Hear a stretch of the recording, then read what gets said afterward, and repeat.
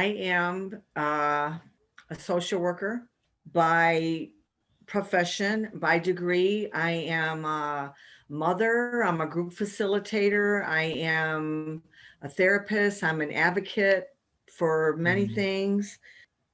I just believe in doing the right thing for the right reasons. I believe mm, that we're all put on this earth to be of service to one another in one, you know, in some kind of fashion. It doesn't have to be professionally, it could be your neighbor going to the grocery store or something like that. I just really believe that that's why we were put here. And I was born and raised in Detroit, mhm. Southwest Detroit. I grew up in a neighborhood that was very diverse, which was, I look back on that and that's one of the blessings of growing up down there. But we were very poor.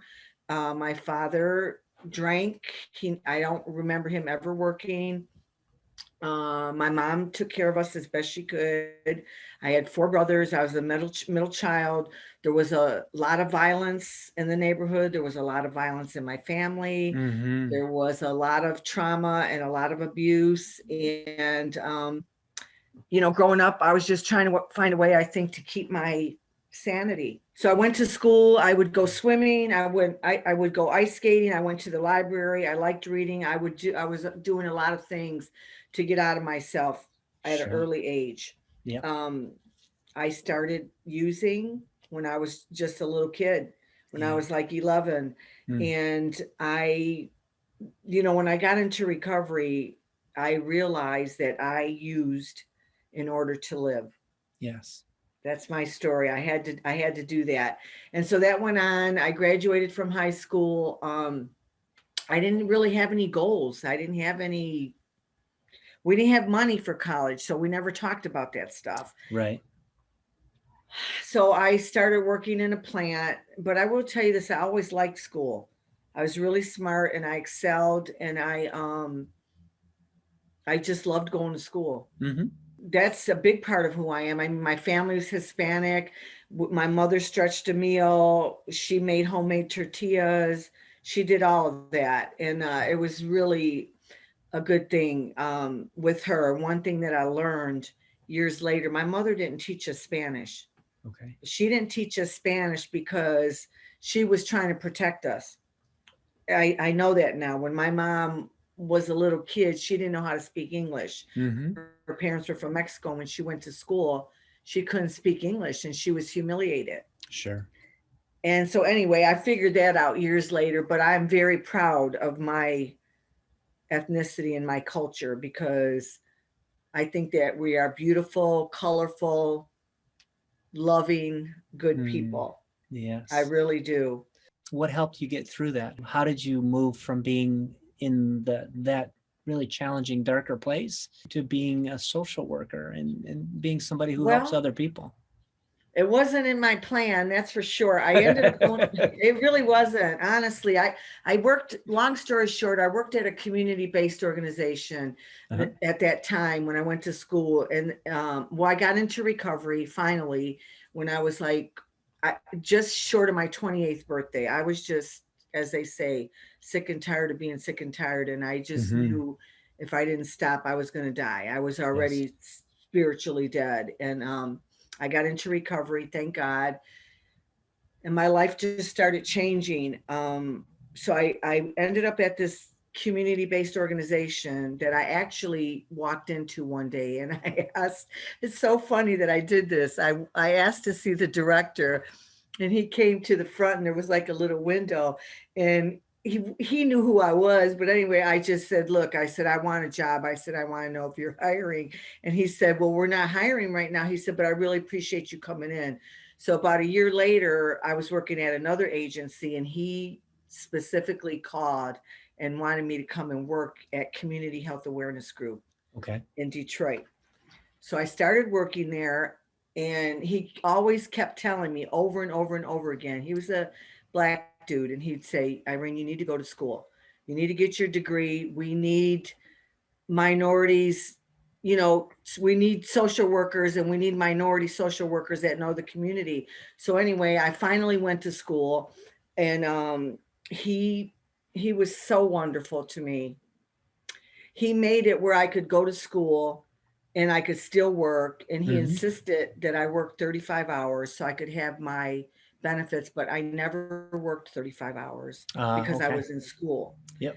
He just fixed it for me. And I ended up at University of Michigan in the non-baccalaureate program. And I came out in 16 months with my master's. Mm. And this was in 2006. And it's one of the best things I ever did. And I always share this. The one of the best things about that day I graduated, my son, he's 29 now, and my daughter is going to be 23 in a few weeks. They, of course, came to the graduation and they were so happy when I Okay. came out. It just makes me emotional because the smiles on their faces. I mean, I could just look back on that day and they were just beaming with pride. And that was the best thing. That was the best thing ever. And so that's how I ended up in school with my degree. And then I just kept working in the field all the time. I had a lot of different jobs. I worked at community health awareness on and off for about 10 years. And they entrusted me to do programs for them Sure. from the ground up, and they were all successful. And I say that with humility, not with arrogance. I understand. So I did that. And how I ended up with Paige, there's a woman that I know. I call her my mentor. She's not in recovery, but she's worked in the field for forever. Okay. She walks a spiritual path as far as Native Americans. And one day I just was like, I kept saying, I got to go talk to Pam. I need to talk to Pam. So I went to talk to Pam. I don't even remember what was going on at the time, but anyway, we talked and we started talking. And then she told me about this program that she developed, and she wanted me to do the program. And it was called the Circle Group. Hmm. And it's a 10-week curriculum. And part of the curriculum, we offer acupuncture, auricular acupuncture. So I was trained in that. So I'm doing all these things. So she gave me this curriculum and I just ran with it. And I was welcomed into treatment centers and different programs in the city of Detroit. And I love doing that program because it really helped people get at the core of what their issues were. One of the gifts that I have is the ability to connect with people. I Hmm. know that about myself. When people know that you're sincere and that you care about them, Hmm. they just are drawn to you. Yes. So I did that program, the Circle Group, and then I did it at the agency where my mentor worked. And it was women from the community would come. Most of them were in recovery. Hmm. And that's how I met Paige. And Paige, she couldn't sit still. She was a nervous wreck. When people would start crying, she would get uncomfortable. And anyway, she came every week. She came because I picked her up. And I used to think, why did I agree to pick up this chick, right? Right. But I did. And every week she was ready. I would take her to the group. And then she completed the program.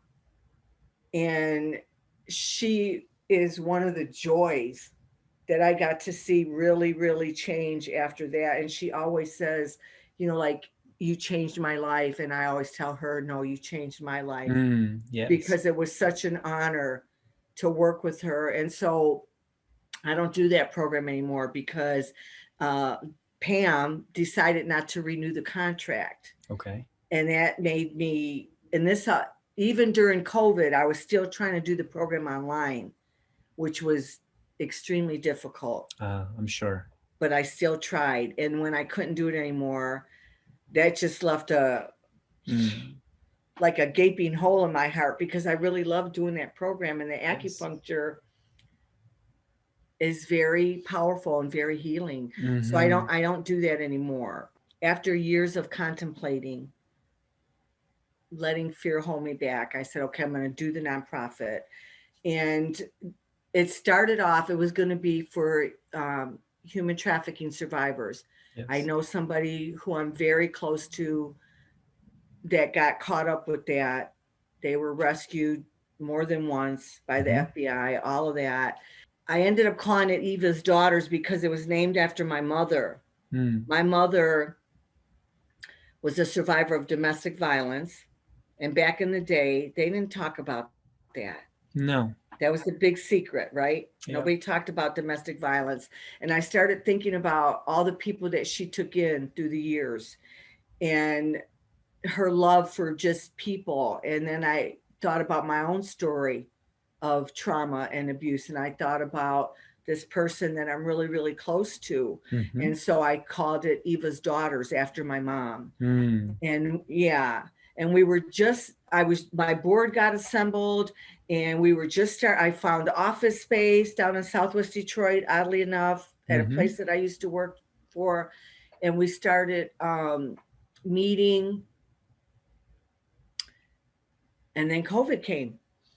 Yeah, it just turned everything upside down. And I think, I don't know about you, but in the beginning, I was terrified because we didn't know what to Right. do. You know what I mean? And so, I do. anyway, Mm. Eva's Daughters just got put on hold, and I didn't pursue it. I like the words you chose. I like calling it on hold. It's not something that's done. It's not something that can never happen. It's something that just can't happen right now. And Yeah, that's understandable. yeah. And so yeah, that was big, but I just, like you said, it's on hold. And so my story is one of many, I'm sure, but I'm grateful for every day that I have in recovery because it didn't have to turn out this way. And that's the other thing that I do want to mention. In my family, Yes. everybody used, and three out of my four brothers died from Mm. active addiction. Okay. And my father died as an indirect result of his addiction. And so when I think about my story, I'm just so grateful that I don't live like that anymore. And my children, they know that I'm in recovery, but there's so many things that I wouldn't want them to know. Right.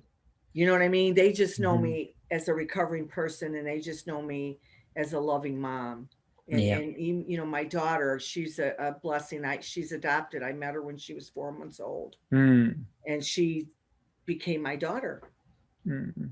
So You've said a couple things that are really important. The idea of doing the right things for the right reasons shows. If you're doing the right things for the right reasons, the right things come out of it. And we don't always know what those are. We're not in control of so much of this stuff, Irene. So you're doing the right things for the right reasons with Eva's Daughters. And when the time is right, it's going to happen for you. And well, thank you for saying that. you're welcome. And we talked. You mentioned authenticity and being real. I mean, that makes a really big difference in this world, in these challenging times when people are struggling for a lot of different reasons. To see somebody else who can hold that center, who can be authentic, who can be real, who can do the right things for the right reasons, and you can hold that line even when things get challenging. You're a role model that shows people how you can work your way through challenging times and things can get better. And that's really inspiring. So keep that in mind. Even when it feels like you're not doing the things that you really want to do, you're making a difference, and people will be inspired by your story even if you don't know it. Well, Mm, thank you for saying that. yeah, and I think you know that already. It's probably a Yeah, part of why you do what you do. yeah, and one of the things that my boss that insisted I go to school, he used to tell me that you're such a compassionate person, he said, and they don't teach that in school. He said they No. can't teach that in school, and he was right. And so yeah, I mean, I don't know, I just feel so fortunate to have found recovery and the life that I have now, the things that I've done, the work that I do, the degree that I got. I never really dreamed that I would have it. And so yeah, sometimes when I'm sharing my story, I do get really emotional because I know it didn't have to turn out like this. No. It didn't. No, it didn't.